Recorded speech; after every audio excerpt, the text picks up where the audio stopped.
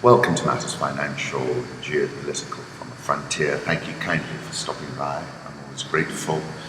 I went to the Capital Club yesterday evening for the simultaneous release of Knight Frank's Wealth Report. These were the conclusions. Speaks to a very fluid world that we currently live in. Home thoughts, longing on a large scale is what makes history. Don DeLillo. And then the pattern match begins with a search for a substring of a given string that has a specified structure in the string manipulation language. I studied string theory at one point because I got very much into this, the universe and the enormity of it and how it all started from a tiny little grain of sand. String theory, I spent quite a bit of time on it actually. All human existence is a trick of light. That's from the angel Esmeralda. She wasn't a child who needed imaginary friends. She was imaginary to herself. And that was from Point Omega. Two more. We're the last billionth of a second in the evolution of matter. Look at the longevity, how little of that longevity we are operating within. It occurred to me that perhaps in this city, the crowd was essential to the individual. Without it, he had nothing against which to scrape his anger, no echo for grief, and not the slightest proof that there were others more lonely than he. It was just a passing thought. London's oldest fish restaurant is loved by gangsters and bankers.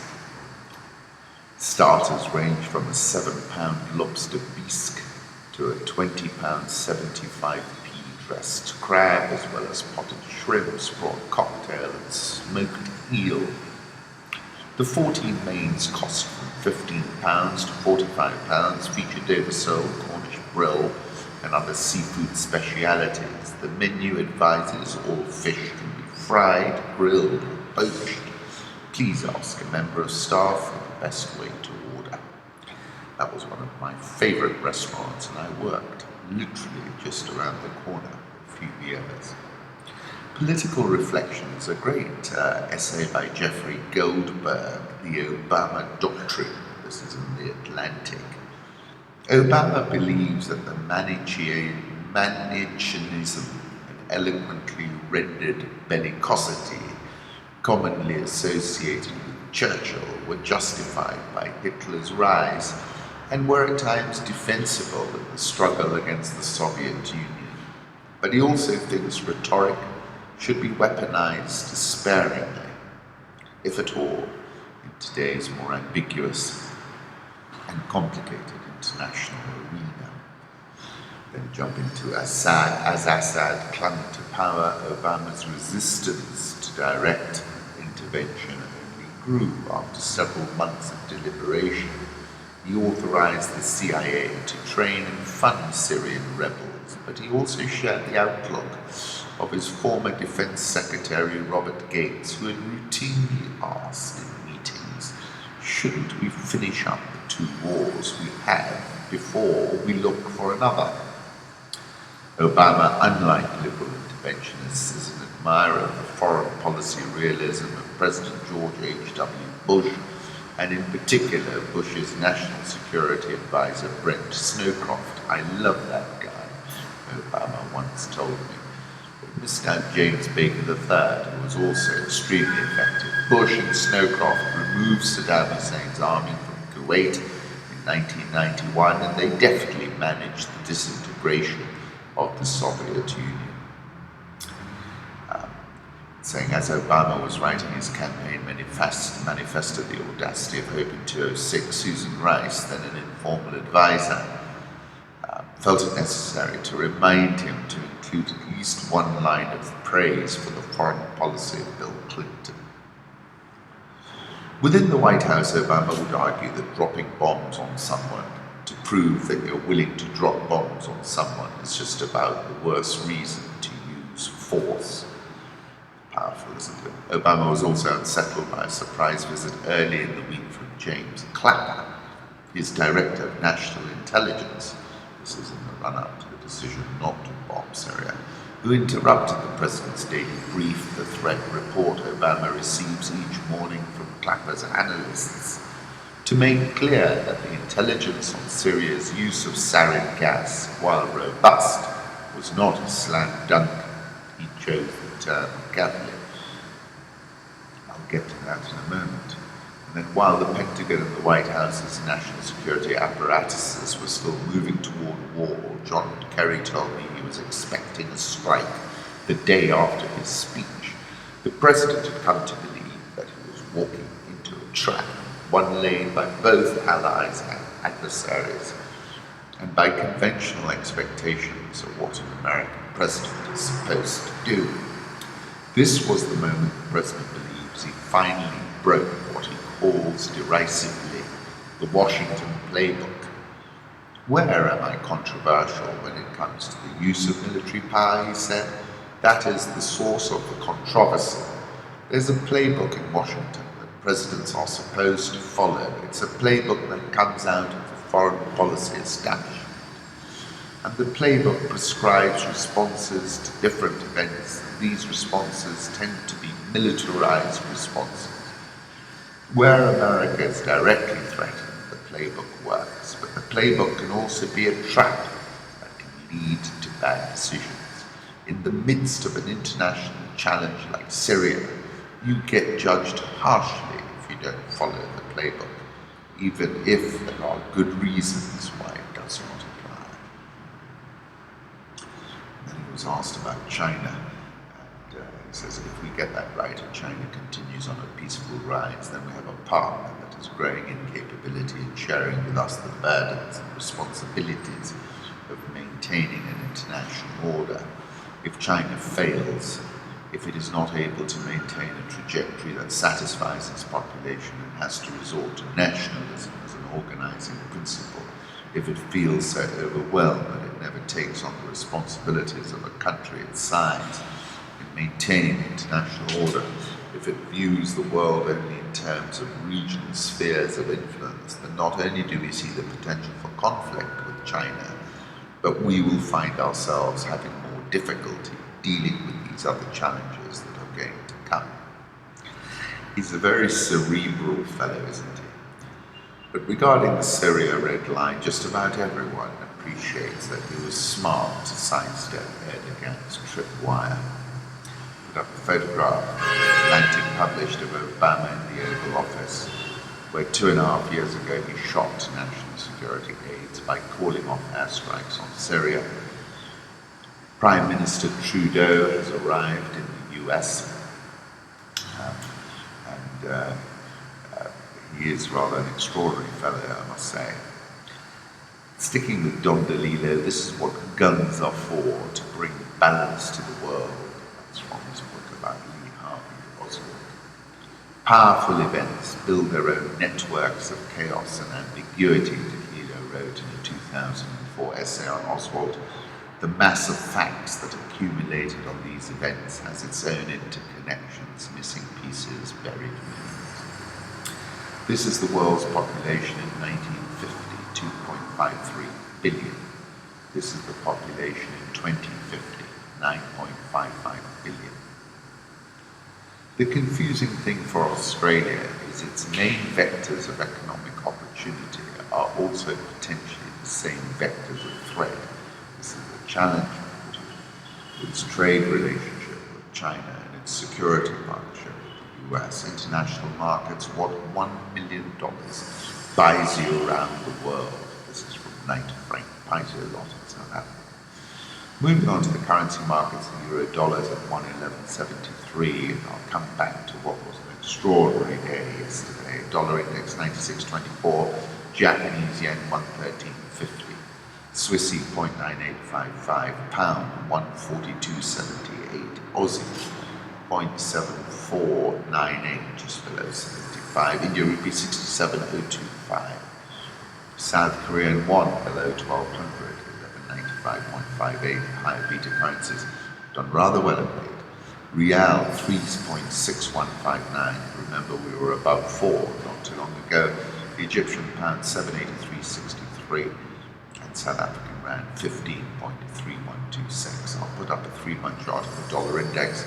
I'm still of the view that the market has become too sanguine about Fed rate rises this year.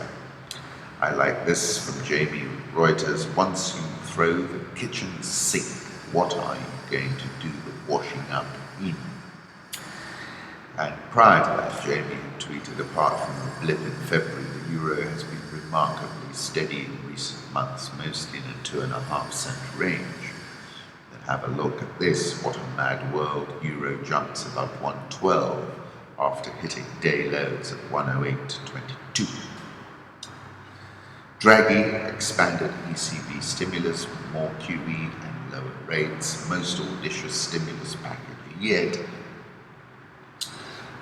Interest rates, he says, will remain at present or lower levels for an extended period of time. Outlook for growth has been revised down, reflecting weakening global prospects. 2016 GDP revised down to 1.4% from 1.7%. 2017 GDP revised down to 1.7% from 1.9%. They stopped short of introducing a tiered deposit rate, which would be the subject of speculation for the meeting. But as you can see, the euro actually rallied really quite sharply. Japanese 10-year yields are back above zero. Have a look at this.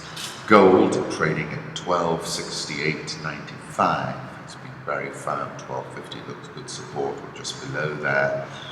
Prices of crude US oil at the highest level since early December, trading at $38,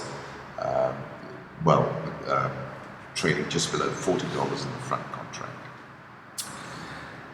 It's been a pretty stunning rebound, but we're now in nosebleed territory, I think, when you look at the supply situation. I like this photograph of an employee adjusting a display of baguette bags at Palazzo Fendi.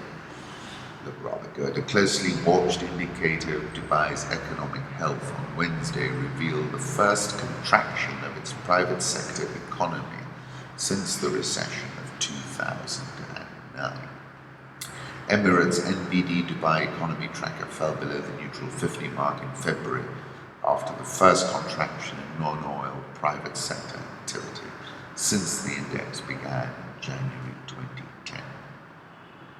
Uncertainty about global economic growth, volatility in financial markets, and low oil prices have weighed on sentiment and activity, while tourism and retail trade has also been affected by a strong dollar. Put up a photograph of Dubai that the FT published, and another one of Dubai in the afternoon that I took last year. Look homeward, the dining room at White Rabbit. This is in Moscow. From that dining room, you get this view of Moscow, which is rather grand. Let's move on to Africa. Angola is no longer a colonial fiction. This is Ricardo Soares de Oliveira, writes in Magnificent and Beggarland. This is a review in the London Review of Books. Ricardo Soares says, even though Angola was a ruined, inchoate slab of territory during the last years of Portuguese rule, then for decades after independence, party and state have remained inextricably bound together, and both performed the will of the President Jose Eduardo dos Santos, who assumed office in an age of strong men between Margaret Thatcher's first election victory in 1979 and Robert Mugabe's in 1980. 36 years later, dos Santos is still in power. Under his supervision, Angola is not just a development star, but a model of elite self-enrichment and wealth disparity. There are now said to be 7,000 millionaires, while 4 million people in the capital survive on $2 a day. Poverty is even more pronounced in rural areas. About 8 million Angolans, or 37% of the population, are living on the edge. The key to social injustice in Angola is a repressive government, ostentatiously decked out in fossil fuel receipts. Western oil companies remain in the country throughout the years of conflict and beyond, But a dispute 15 years ago with Western lenders over where the government's oil receipts were going left the door open to the Chinese.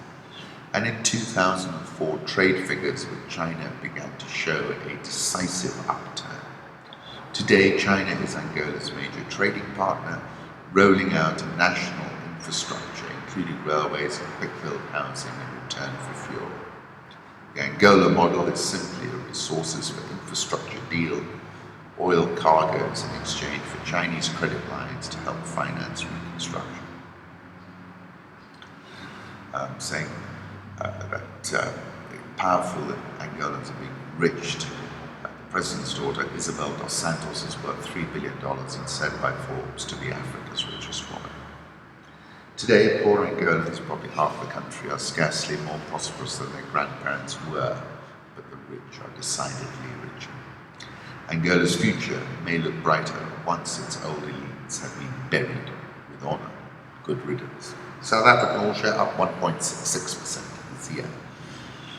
South Africa off to a bad start as factory mining output slumps. Narrowly avoided a recession last year, is off to a bad start in 2016 as manufacturing and mining output, which together make up a fifth of GDP, contracted in January. Factory output shrank 2.5% from the year before, biggest decline since July 2014. Mining production fell for a fifth consecutive month by 4.5%, the statistics said on Thursday.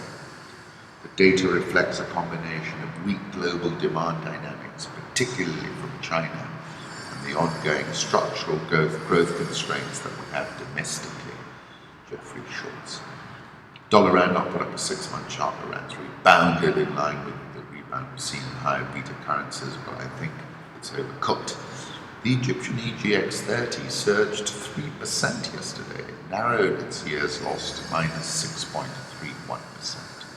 The currency, however, traded at 9.68 per dollar on the black market. That's versus an official rate of 7.83.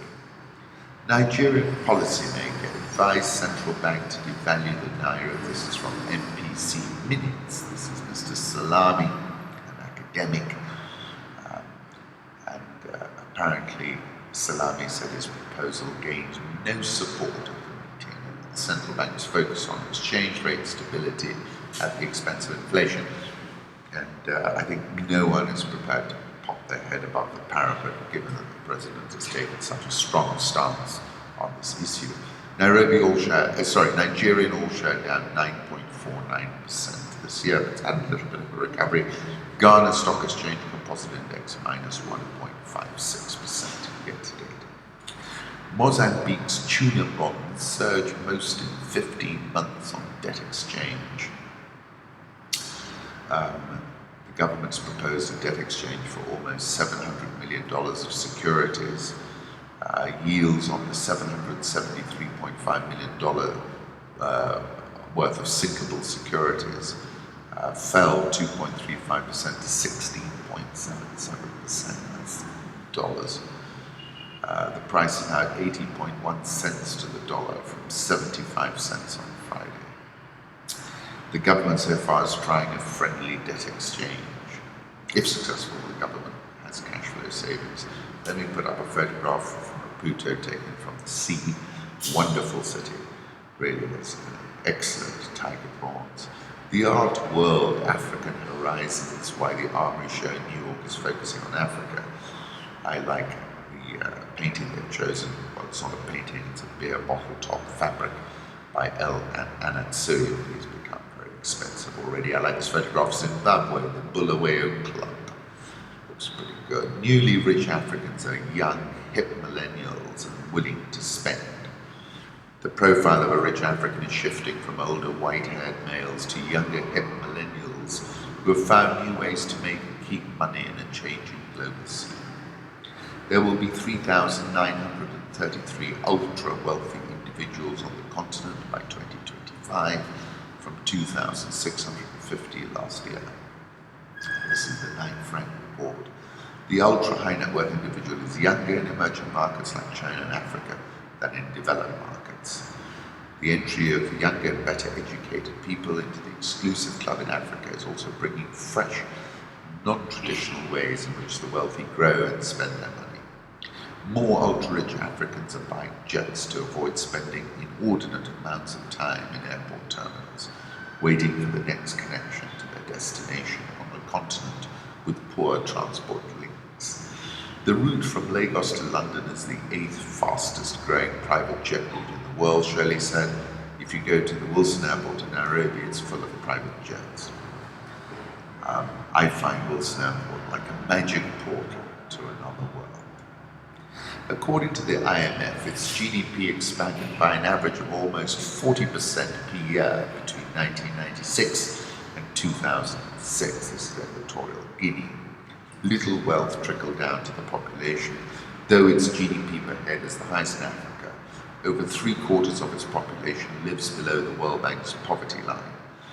Government spending on education and health lags far behind the sub-Saharan African average. Tutu Alicante, the executive director of EG Justice, an advocacy group, compares visiting a public hospital to signing your own death sentence. Patients must bring their own sheets and share their rooms with rats. Barclays would consider full Africa unit sales as daily. There's a video of an interview he's done on Bloomberg. Do take a look. 91-day T-bill here in Kenya down 25 basis points to 8.807%. 182-day T-bills down 37 basis points to 10.89%. And 364-day T-bills down 59 basis points to 12.247%. So directionally, we're moving in the right direction. Bamburi Cement has reported that its full-year profit after tax accelerated an eye-popping 50.448%. Turnover was up 8.8%. Operating profit up 37.991%. Full-year profit before tax up 45.802%. Earnings per share up 47.857%. Improvement in cash and cash equivalents of 740%, and the dividend per share, the total dividend payout, increased 8.33%. They said market conditions were more favorable compared to 2014. They were talking about increased demand in the key domestic markets in Kenya and Uganda, growth in the inland Africa exports out of Uganda earlier in the year. Investment income and foreign exchange gains increased profit before tax. Group is optimistic about GDP growth in 2016. There's been a lot of trading in it. People are obviously confident that they've done well. These were muscular full-year earnings, and it looks like it can maintain this new trajectory in 2016. CIC Insurance reported that full-year EPS gained 2.381%. Gross written premiums were down 16.63%. Profit for the year up 4.425%. Forex loss on translation, this has been a common theme. Earnings per share 43 cents. Dividend increased marginally to 10.5 cents. Cash and cash equivalents improved quite considerably to 4.8 billion. In their commentary, they said the twin devaluation of both equities quoted on the NSE and bonds marked to market also had an impact on previously expected investment income. Our gross earned premium dropped by 5%, largely due to a deliberate strategy to streamline our medical business as well as our group life business, which saw a large number of loss-making accounts exit our portfolio. Looks fully priced to me. If you didn't watch that little clip of algorithmic banking, Joshua Ogara, to take a look. Kenya shilling at 101.448, and according to Adelaide and Bloomberg, it's exhibiting what's called a golden cross. I think it's headed into double digits. Nairobi all shared minus 0.8% this year. Nairobi NSE 20 minus 2.25% so far this year. Once again, thank you kindly for stopping by and wishing you a fabulous weekend.